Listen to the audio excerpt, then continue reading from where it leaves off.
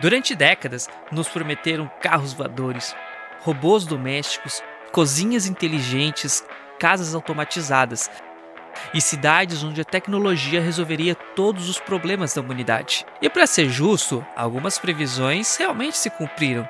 O homem chegou à Lua, podemos conversar por vídeo com alguém que está do outro lado do planeta. Computadores deixaram de ocupar salas inteiras e foram para dentro das nossas casas, dos nossos bolsos. Para responder isso, precisamos voltar no tempo, para quando essas promessas começaram a ser feitas. Após o fim da Segunda Guerra Mundial, os Estados Unidos entraram em um período de grande prosperidade econômica. Muitas fábricas que antes produziam munições, aviões, tanques e máquinas de guerra agora passaram a produzir carros, geladeiras, televisores, rádios eletrodomésticos para uma população que queria deixar o trauma da guerra para trás e entrar em uma nova era de conforto.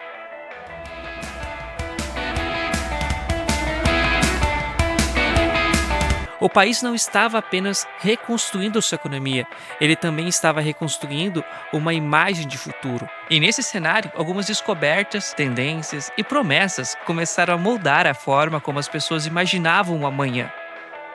Uma dessas influências veio diretamente de uma das invenções mais assustadoras da humanidade: a bomba atômica.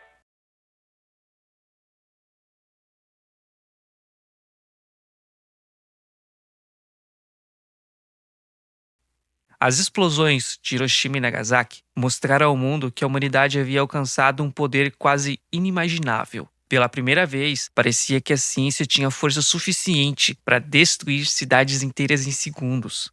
Mas a era atômica não foi marcada apenas pelo horror. Ao mesmo tempo que esse período iniciou o medo constante de uma guerra nuclear, ele também trouxe uma estranha sensação de esperança. Se o átomo era capaz de liberar tanta energia, talvez essa mesma força pudesse ser usada para transformar o mundo. Revistas, propagandas e filmes começaram a vender a ideia de que a energia nuclear poderia levar eletricidade abundante para as casas, alimentar máquinas e revolucionar a vida cotidiana. O átomo ele deixou de ser apenas um símbolo de destruição, ele virou também um símbolo de progresso. Na mesma época, o mundo começou a olhar cada vez mais para os céus. As estrelas, a lua, o sol, outros planetas e a possibilidade de existir vida em algum canto do universo passou a fascinar uma nova geração. A ficção científica ganhou mais força.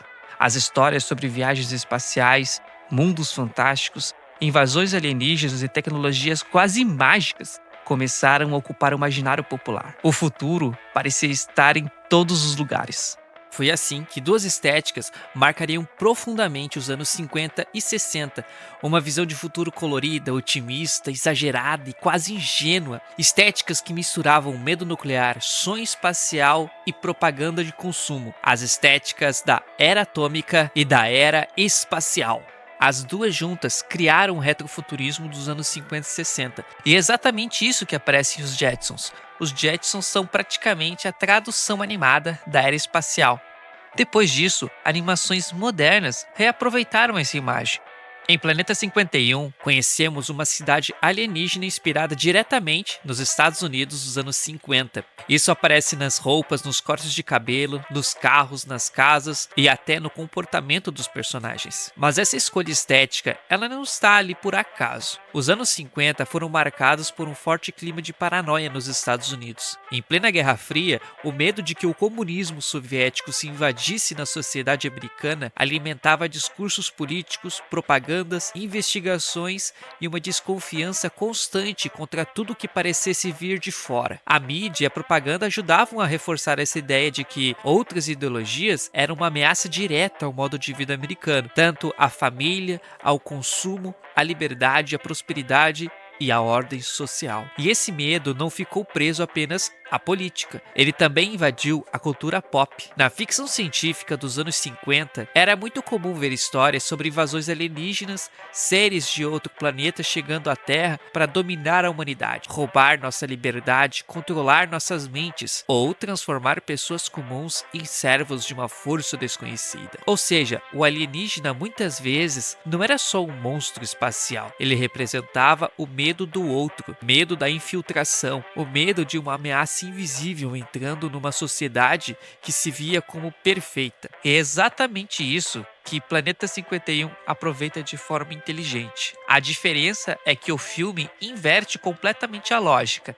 Em vez de uma nave alienígena pousar na Terra, é uma nave da Terra que pousa em um planeta cheio de homenzinhos verdes. E em vez dos humanos terem medo dos alienígenas, são os alienígenas que têm medo e entram em pânico diante de um humano. O filme pega a paranoia típica da ficção científica dos anos 50 e vira tudo do avesso. Ele não copia apenas o visual daquela época, mas também os medos daquela década. É por isso que a estética funciona tão bem. As casas perfeitas, os carros arredondados, os cortes de cabelos comportados e a cidade organizada não servem apenas para deixar o filme bonito ou nostálgico. Eles criam uma sociedade aparentemente segura, limpa e ideal, mas entra em colapso quando algo diferente aparece. Planeta 51 usa o retrofuturismo para mostrar que uma sociedade pode parecer avançada, moderna e perfeita, mas ainda assim ser dominada pelo medo do desconhecido.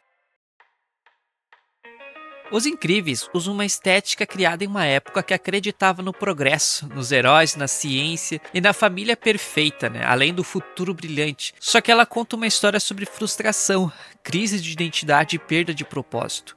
É como se o sonho dos anos 60 ele tivesse envelhecido. Aquela promessa de um futuro emocionante acabou virando trânsito, jantar e família cheio de tensão. Por isso que o visual do filme funciona tão bem. Ele mostra, além de uma época específica, ele mostra também a promessa quebrada dessa época. Quando o Senhor Incrível ele volta a agir como herói, ele não tá ali apenas voltando a lutar contra vilões. Ele tá tentando recuperar a sensação de viver em um mundo onde coisas grandiosas ainda eram possíveis.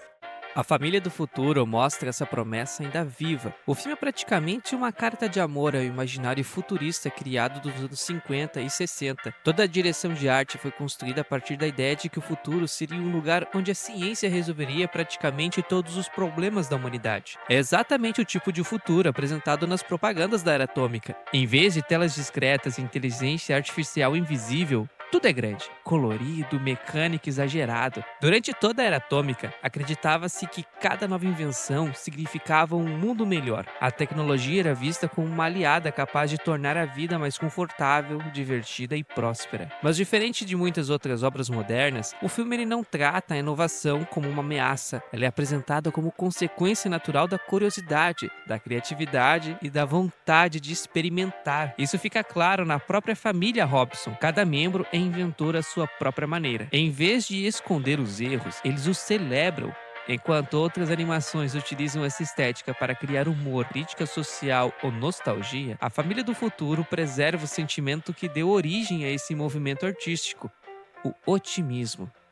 O filme nos lembra de uma época em que o futuro era visto como um lugar cheio de possibilidades, onde inventar era divertido e cada descoberta parecia aproximar a humanidade de uma vida melhor. O futuro não é algo que simplesmente acontece. Ele é construído por pessoas que continuam criando, errando e tentando novamente. E mesmo sabendo que aquele futuro nunca existiu, ainda sentimos vontade de viver nele.